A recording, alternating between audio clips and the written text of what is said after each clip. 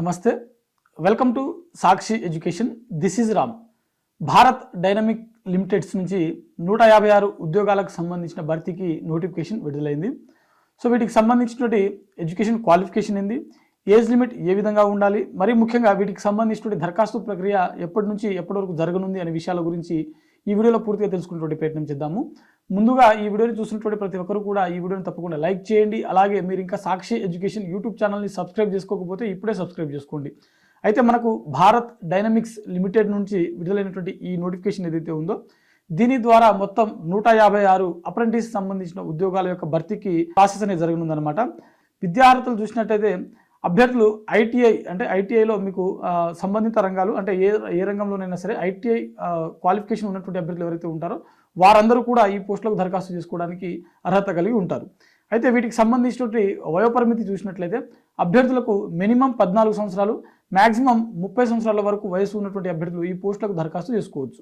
అయితే ప్రభుత్వ నిబంధనల ప్రకారం ఎస్టీ, ఎస్సీ మరియు ఓబీసీకి చెందినటువంటి అభ్యర్థులకు వయో సడలింపు అనేది వర్తిస్తుంది. అదేవిధంగా ఈ పోస్టులకు సంబంధించినటువంటి దరఖాస్తు ప్రక్రియ చూసినట్లయితే నవంబర్ 24వ తేదీన వీటికి సంబంధించినటువంటి దరఖాస్తు ప్రక్రియ అనేది మొదలవడం జరిగింది. చివరి తేదీ మనకు డిసెంబర్ 8వ తేదీన వీటికి సంబంధించినటువంటి దరఖాస్తు ప్రక్రియ అనేది ముగియడం జరుగుతుంది. అయితే వీటికి సంబంధించినటువంటి దరఖాస్తు ప్రక్రియ అనేది కంప్లీట్గా ఆన్లైన్లో చేసుకోవాల్సి ఉంటుంది.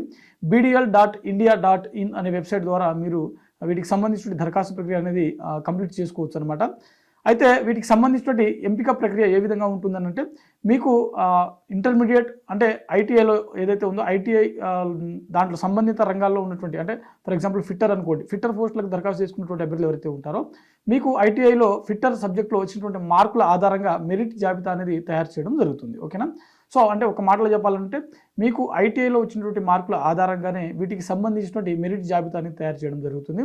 ప్రత్యేకంగా ఈ పోస్టులకు ఎలాంటి ఎగ్జామ్స్ అనేది కండక్ట్ చేయరు. మెరిట్ జాబితాలో ఉన్నటువంటి అభ్యర్థులు ఎవరైతే ఉంటారో వీరికి సర్టిఫికేట్ వెరిఫికేషన్ అనేది నిర్వహిస్తారు.